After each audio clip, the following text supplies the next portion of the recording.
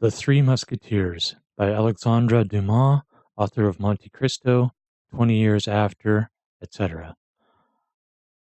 Translated by George Routledge and Sons of London. Read by Hugh Chapman. This is my first illustrated audiobook. I really hope you enjoy it. Chapter 1: The Three Presents of Monsieur d'Artagnan the Elder.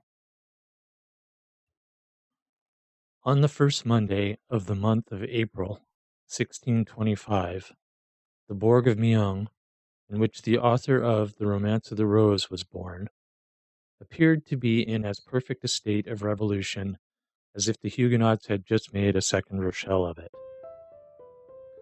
Many citizens, seeing the women flying towards the high street, leaving their children crying at the open doors, hastened to don the cuirass, and, supporting their somewhat uncertain courage with a musket or a partisan, directed their steps towards the hostelry of the Franc Meunier, before which was gathered, increasing every minute, a compact group, vociferous and full of curiosity. In those times panics were common, and few days passed without some city or other enregistering in its archives an event of this kind. There were nobles who made war against each other. There was the king, who made war against the cardinal. There was Spain, which made war against the king. Then, in addition to these, concealed or public, secret or patent wars, there were, moreover, robbers, mendicants, Huguenots, wolves, and scoundrels, who made war upon everybody.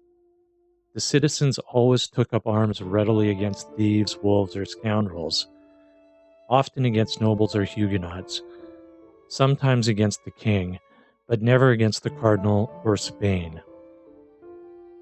It resulted then from this habit that on the first Monday of the month of April, 1625, the citizens, on hearing the clamor, and seeing neither the red and yellow standard nor the livery of the Duke of Richelieu, rushed towards the hostel of Franc Meunier. When arrived there, the cause of this hubbub was apparent to all. A young man, we can sketch his portrait at a dash. Imagine to yourself a Don Quixote of 18, a Don Quixote without his corselet, without his coat of mail, without his cristras, a Don Quixote clothed in a woolen doublet, the blue color of which had faded into a nameless shade between lees of wine and a heavenly azure, face long and brown, high cheekbones, a sign of austerity, the maxillary muscles enormously developed, an infallible sign by which a Gascon may always be detected, even without his beret cap. And our young man wore a beret cap, set off with a sort of feather, the eye open and intelligent, the nose hooked, but finely chiseled.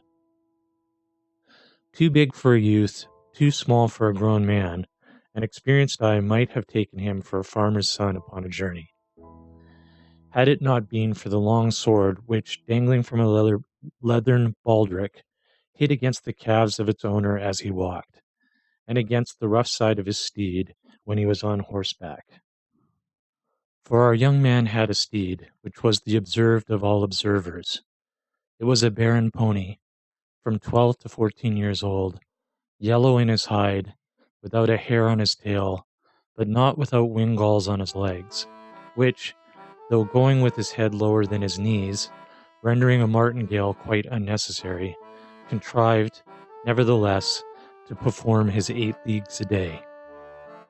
Unfortunately, the qualities of this horse were so well concealed under his strange-colored hide and his unaccountable gait that at times, when everybody was a connoisseur of horseflesh, the appearance of the said pony of Meung, which place he had entered about a quarter of an hour before, by the gate of Beaugency, produced an unfavorable feeling which extended to his master.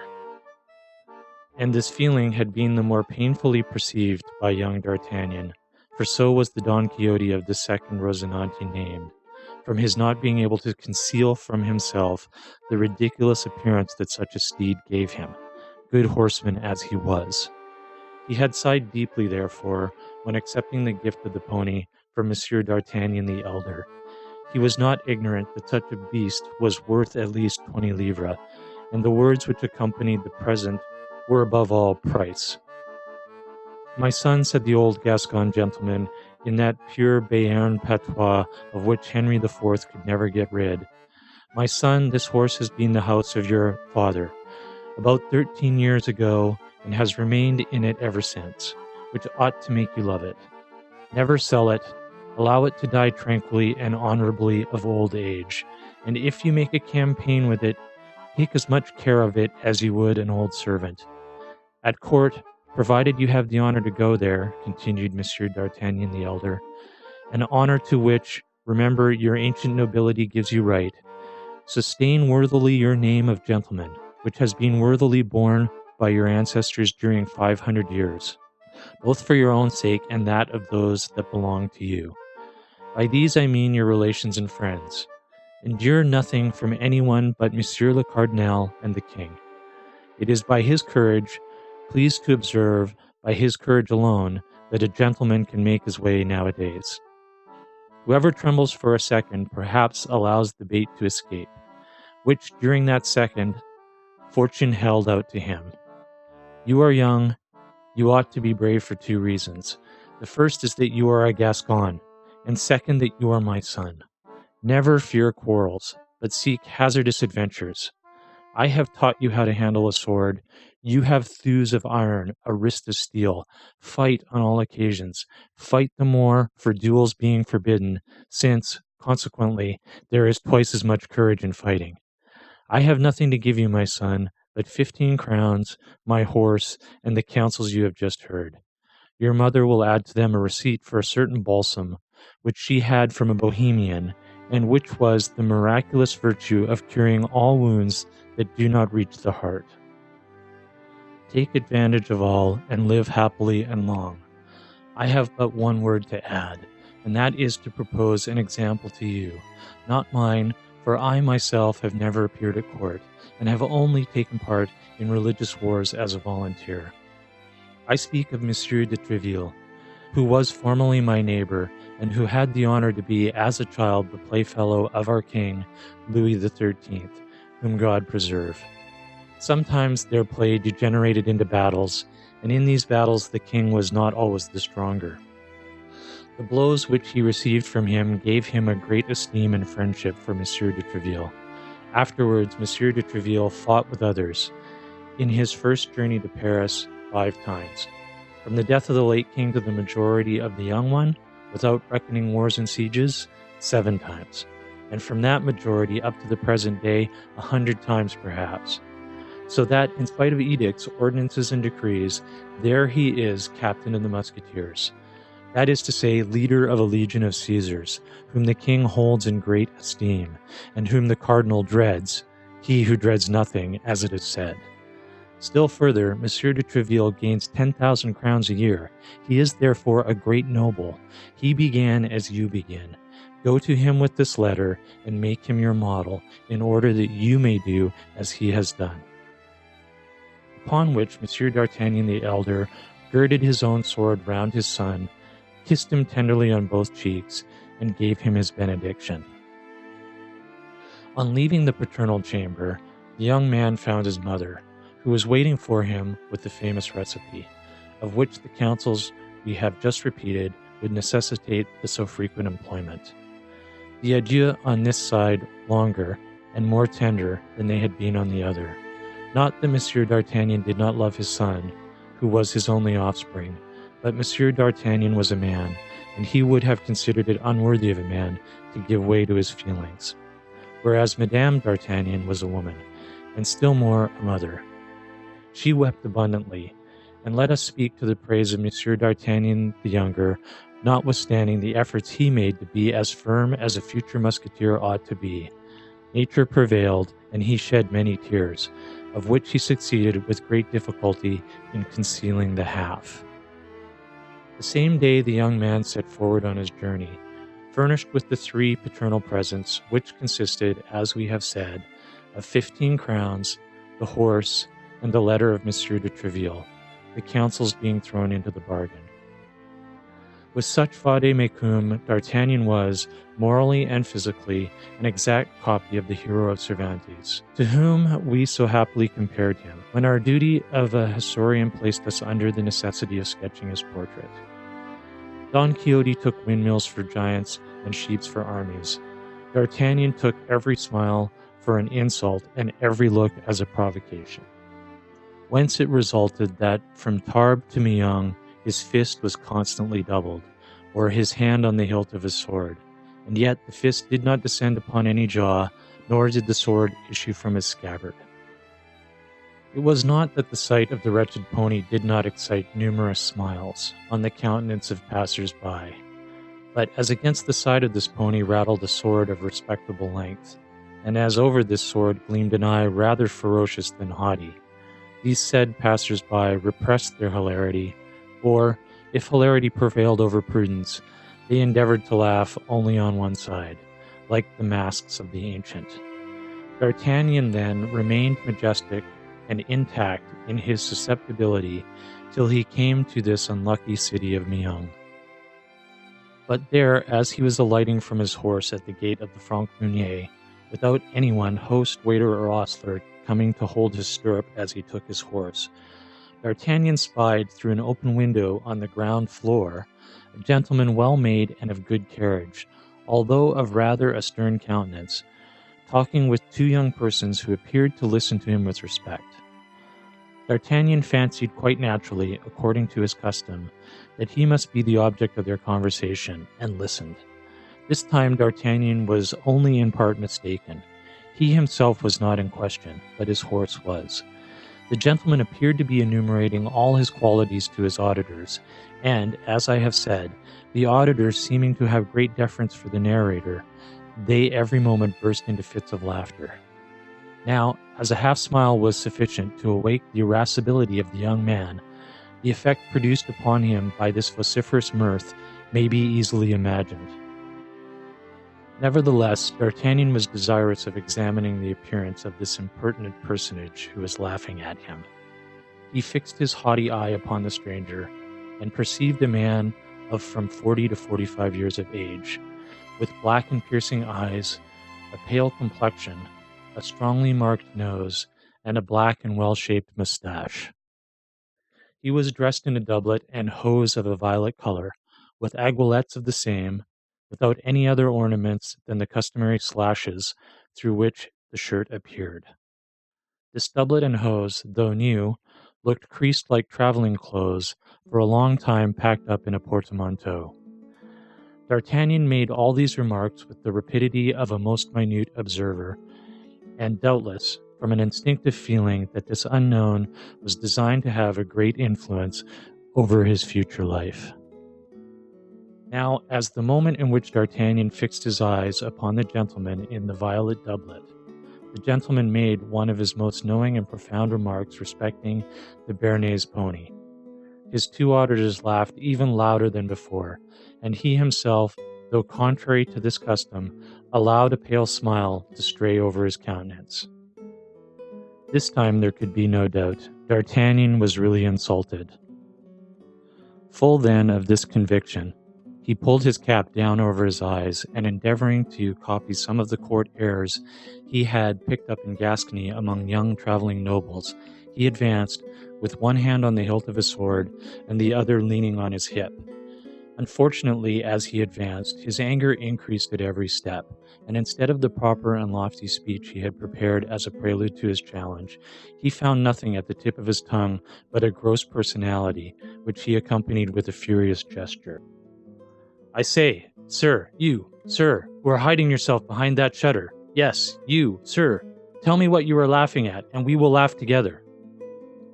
The gentleman withdrew his eyes slowly from the nag to his master, as if he required some time to ascertain whether it could be to him that such strange reproaches were addressed. Then, when he could not possibly entertain any doubt of the matter, his eyebrows slightly bent, and with an accent of irony and insolence impossible to be described, replied to D'Artagnan, "I was not speaking to you, sir." "But I am speaking to you," replied the young man, additionally exasperated with his mixture of insolence and good manners, of politeness and scorn. The unknown looked at him again with a slight smile and, retiring from the window, came out of the hostelry with a slow step, and placed himself before the horse within 2 paces of D'Artagnan. His quiet manner and the ironical expression of his countenance redoubled the mirth of the persons with whom he had been talking and who still remained at the window. D'Artagnan, seeing him approach, drew his sword a foot out of the scabbard. "This horse is decidedly, or rather has been in his youth, a bouton d'or," resumed the unknown, continuing the remarks he had begun, and addressing himself to his auditors at the window, without paying the least attention to the exasperation of D'Artagnan, who, however, placed himself between him and them. "It is a color very well known in botany, but till the present time very rare among horses. There are people who laugh at a horse that would not dare laugh at the master of it," cried the young emulator of the furious trivial. "I do not often laugh, sir," replied the unknown, "as you may perceive by the air of my countenance, but none the less I retain the privilege of laughing when I please." "And I," cried D'Artagnan, "will allow no man to laugh when it displeases me." "Indeed, sir," continued the unknown, more calm than ever, "well, that is perfectly right," and turning on his heel, was about to re-enter the hostelry by the front gate, under which D'Artagnan, on arriving, had observed a saddled horse. But D'Artagnan was not a character to allow a man to escape him thus, who had had the insolence to laugh at him. He drew his sword entirely from the scabbard, and followed him, crying, "Turn, turn, Master Joker, lest I strike you behind." "Strike me?" said the other, turning sharply round and surveying the young man with as much astonishment as contempt. "Why, my good fellow, you must be mad." Then in a suppressed tone, as if speaking to himself, "This is annoying," continued he. "What a godsend this would be for his Majesty, who is seeking everywhere for brave fellows to recruit his musketeers." He had scarcely finished when D'Artagnan made such a furious lunge at him that if he had not sprung nimbly backward, he would have jested for the last time. The unknown then, perceiving that the matter was beyond a joke, drew his sword, saluted his adversary, and placed himself on his guard. But at the same moment, his 2 auditors, accompanied by the host, fell upon D'Artagnan with sticks, shovels, and tongs. This caused so rapid and complete a diversion to the attack that D'Artagnan's adversary, whilst the latter turned round to face this shower of blows, sheathed his sword with the same precision, and, from an actor, which he had nearly been, became a spectator of the fight, a part in which he acquitted himself with his usual impassibility, muttering nevertheless, "A plague upon these Gascons! Put him on his horned horse again, and let him be gone." "Not before I have killed you, poltroon!" cried D'Artagnan, making the best face possible, and never giving back one step before his 3 assailants, who continued to shower their blows upon him. "Another gasconade," murmured the gentleman. "By my honor, these Gascons are incorrigible. Keep up the dance, then, since he will have it so. When he is tired, he will, perhaps, tell us that he has had enough of it." But the unknown was not acquainted with the headstrong personage he had to deal with.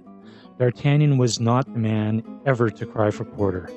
The fight was, therefore, prolonged for some seconds, but at length D'Artagnan's sword was struck from his hand by the blow of a stick and broken in 2 pieces. Another blow fell upon his forehead, at the same moment brought him to the ground, covered with blood and almost fainting. It was at this period that people came flocking to the scene of action from all parts. The host, fearful of consequences, with the help of his servants, carried the wounded man into the kitchen, where some trifling attention was bestowed upon him.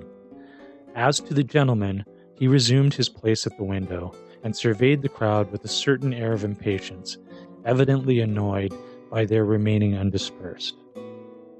"Well, how is it with this madman?"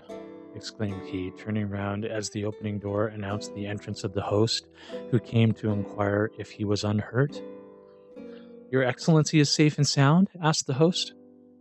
"Oh, yes, perfectly safe and sound, my good host, and wish to know what is become of the young man."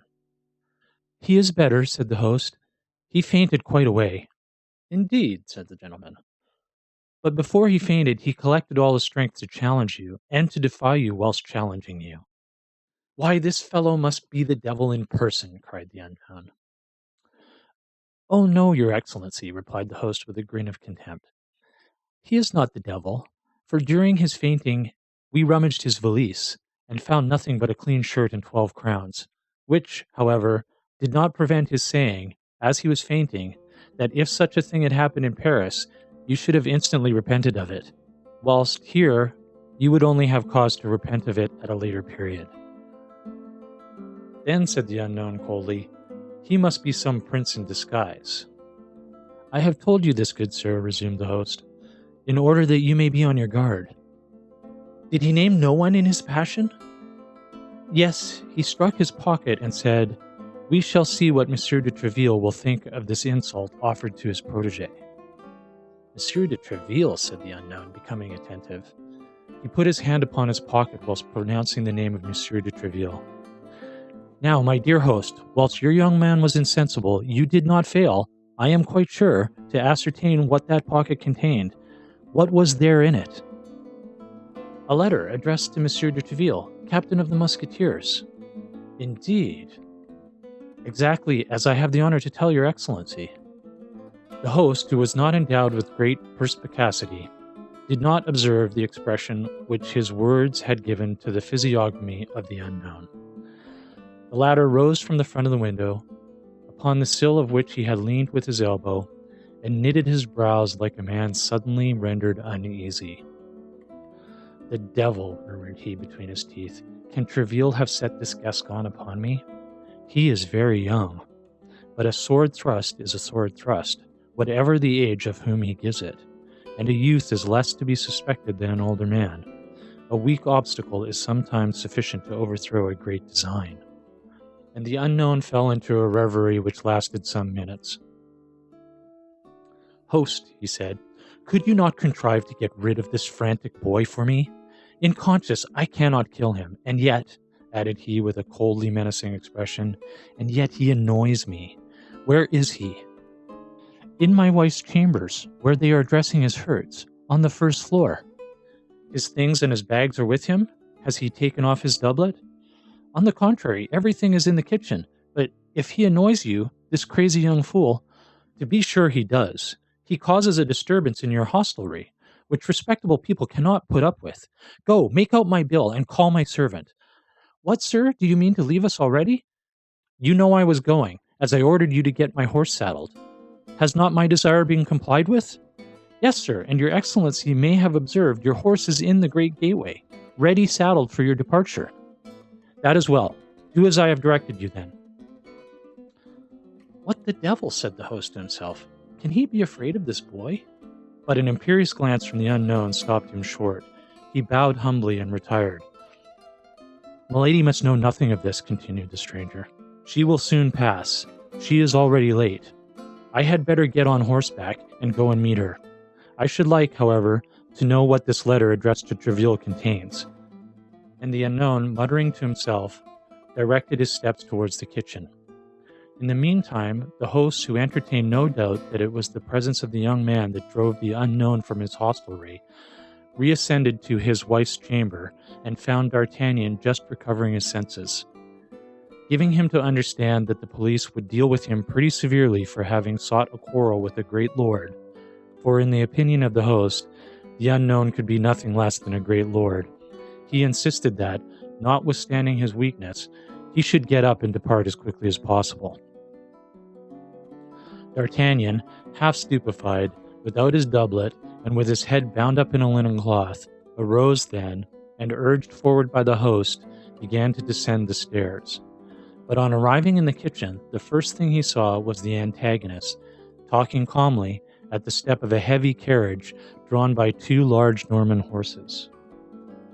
His interlocutor, whose head appeared through the carriage window, was a woman of from 20 to 22 years of age. We have already observed with what rapidity D'Artagnan seized the expression of a countenance. He perceived then, at a glance, that this woman was young and beautiful, and her style of beauty struck him the more forcibly, from its being totally different from that of the southern countries in which D'Artagnan had hitherto resided. She was pale and fair, with long curls falling in profusion over her shoulders, had large blue languishing eyes, rosy lips, and hands of alabaster. She was talking with great animation with the unknown. "His Eminence then orders me," said the lady, "to return instantly to England, and to inform him immediately the Duke leaves London." "And my other instructions?" asked the fair traveller. "They are contained in this box, which you will not open until you are on the other side of the channel." "Very well, and you, what are you going to do?"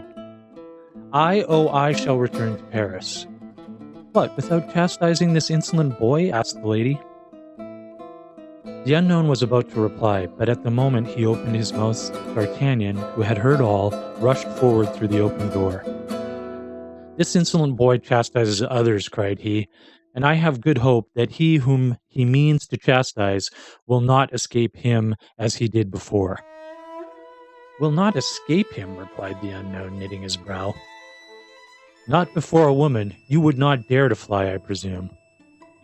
"Remember," said Milady, seeing the unknown lay his hand on his sword, "remember that the least delay may ruin everything." "True," cried the gentleman. "Begone, then, on your part, and I will depart as quickly on mine."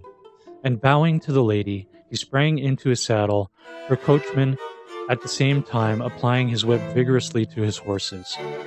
The two interlocutors thus separated, taking opposite directions at full gallop. You're reckoning, vociferated the host, whose respect for the traveler was changed into profound contempt on seeing him depart without settling his bill. "Pay him, booby!"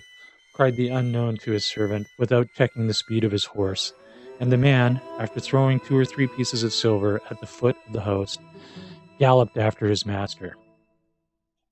"Base coward! False gentleman!" cried D'Artagnan, springing forward in his turn after the servant. But his wound had rendered him too weak to support such an exertion. Scarcely had he gone 10 steps when his ears began to tingle. A faintness seized him. A cloud of blood passed over his eyes, and he fell in the middle of the street, crying still, "Coward! Coward! Coward!" "He is a coward," grumbled the host, drawing near to D'Artagnan, and endeavoring by this little flattery to make up matters with the young man, as the heron of the fable did with the snail he had despised the evening before. "Yes, a base coward," murmured D'Artagnan. "But she was very beautiful." "What she?" demanded the host. "Milady," faltered D'Artagnan, and fainted a second time. "Ah, it's all one," said the host.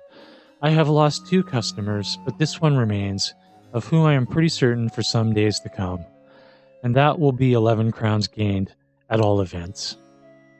We must remember that 11 crowns was just the amount that was left in D'Artagnan's purse. The host had reckoned upon 11 days of confinement at 1 crown a day, but he had reckoned without his guest. On the following morning, at 5 o'clock, D'Artagnan arose, and descending to the kitchen, without help, asked, among other ingredients the list of which has not come down to us, for some oil, some wine, and some rosemary, and with his mother's receipt in his hand, composed a balsam with which he anointed his numerous wounds, replacing his bandages himself, and positively refusing the assistance of any doctor. Thanks no doubt to the efficacy of the Bohemian balsam, and perhaps also thanks to the absence of any doctor, D'Artagnan walked about the same evening, and was almost cured by the morrow. But when the time came to pay for this rosemary, this oil, and the wine, the only expense the master had incurred, as he had preserved a strict abstinence, whilst on the contrary, the yellow horse, by the account of the hostler, at least, had eaten 3 times as much as a horse of his size could reasonably be supposed to have done. D'Artagnan found nothing in his pocket but his little old velvet purse, with the 11 crowns it contained. As to the letter addressed to Monsieur de Tréville, it had disappeared. The young man commenced his search for the letter with the greatest patience, turning out his pockets of all kinds over and over again, rummaging and re-rummaging his valise. and opening and reopening his purse. But when he had come to the conviction that the letter was not to be found, he flew for the third time into such a rage as was near costing him a fresh consumption of wine, oil, and rosemary. For upon seeing his hot-headed youth become exasperated and threaten to destroy everything in the establishment if his letter were not found, the host seized a spit, his wife a broom handle, and the servants the same sticks they had used the day before. "My letter of recommendation," cried D'Artagnan. "My letter of recommendation, or by God's blood, I will spit you like so many ortolans." Unfortunately, there was one circumstance which created a powerful obstacle to the accomplishment of this threat, which was, as we have related, that his sword had been in his first conflict broken in two, and which he had perfectly forgotten. Hence it resulted that when D'Artagnan proceeded to draw his sword in earnest, he found himself purely and simply armed with a stump of a sword of about 8 or 10 inches, which the host had carefully placed in the scabbard. As to the rest of the blade, the master had slyly put that to one side to make himself a larding pin. But this deception would probably not have stopped our fiery young man if the host had not reflected that the reclamation which his guest made was perfectly just. "But after all," said he, lowering the point of his spit, "where is this letter?" "Yes, where is the letter?" cried D'Artagnan. "In the first place, I warn you that that letter is for Monsieur de Tréville, and it must be found. If it be not quickly found, he will know how to cause it to be found. I'll answer for it." This threat completed the intimidation of the host. After the king and the cardinal, Monsieur de Tréville was the man whose name was perhaps the most frequently repeated by the military and even by citizens. There was, to be sure, Father Joseph, but his name was never pronounced, but with a subdued voice, such as the terror inspired by his grey eminence, as the cardinal's familiar was called. Throwing down his spit then, and ordering his wife to do the same with her broom handle, and the servants with their sticks, he set the first example of commencing an earnest search for the lost letter. "Does the letter contain anything valuable?" demanded the host, after a few minutes of useless investigation. "Zounds, I think it does indeed," cried the Gascon, who reckoned upon this letter for making his way at court. "It contained my fortune." "Bills upon Spain?" asked the disturbed host. "Bills upon his Majesty's private treasury," answered D'Artagnan, who reckoned upon entering into the king's service in consequence of this recommendation, thought he could make this somewhat hazardous reply without telling a falsehood.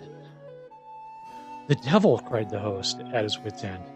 "But it's of no importance," cried D'Artagnan, with national assurance. "It's of no importance. The money is nothing. That letter was everything. I would rather have lost 1,000 pistoles than have lost it." He would not have risked more if he had said 20,000, but a certain juvenile modesty restrained him. A ray of light all at once broke upon the mind of the host, as he was given himself to the devil upon finding nothing. "That letter is not lost," cried he. "What?" said D'Artagnan. "No, it has been stolen from you." "Stolen? By whom?" "By the gentleman who was here yesterday. He came down into the kitchen where your doublet was. He remained there some time alone. I would lay a wager he has stolen it." "Do you think so?" answered D'Artagnan, but little convinced. He knew better than anyone else how entirely personal the value of his letter was, and saw nothing in it likely to tempt the cupidity of anyone. The fact was that none of the servants, none of the travelers present, could have gained anything by being possessed of this paper. "Do you say," resumed D'Artagnan, "that you suspect that impertinent gentleman?" "I tell you I'm sure of it," continued the host. "When I informed him that your lordship was the protégé of Monsieur de Tréville, and that you even had a letter for that illustrious gentleman, he appeared to be very much disturbed, and asked me where that letter was, and immediately came down into the kitchen, where he knew your doublet was." "Then that's the man who has robbed me," replied D'Artagnan. "I will complain to Monsieur de Tréville, and Monsieur de Tréville will complain to the king." He then drew 2 crowns majestically from his purse, gave them to the host, who accompanied him cap in hand to the gate, remounted his yellow horse, which bore him without any further accident to the gate of Saint Antoine of Paris, where his owner sold him for 3 crowns, which was a very good price, considering that D'Artagnan had ridden him hard from Meung. Thus the dealer to whom D'Artagnan had sold him for the said 9 livres did not conceal from the young man that he only gave that enormous sum for him on the account of the originality of his color. Thus D'Artagnan entered Paris on foot, carrying his little packet under his arm, and walked about till he found an apartment to be let on terms suited to the scantiness of his means. This chamber was a sort of garret, situated in the Rue de Fossoyeurs, near the Luxembourg. As soon as the earnest penny was paid, D'Artagnan took possession of his lodging, and passed the remainder of the day in sewing onto his doublet and hose some ornamental braiding, which his mother had taken off from an almost new doublet of Monsieur d'Artagnan's the elder, and which she had given to him secretly. Next he went to the Quai de Ferret to have a new blade put to his sword, and then returned towards the Louvre, inquiring of the first musketeer he met for the situation of the hotel of Monsieur de Tréville, which proved to be in the Rue de Vieux Colombier, in the immediate vicinity of the chamber hired by D'Artagnan, a circumstance which appeared to furnish a happy augury for the success of his journey. After which, satisfied with the way in which he had conducted himself in Meung, without remorse for the past, confident in the present, and full of hope for the future, he retired to bed and slept the sleep of the brave. This sleep, provincial as it was, brought him to 9 o'clock in the morning, at which hour he rose in order to repair to the residence of Monsieur de Tréville, the 3rd personage in the kingdom in paternal estimation.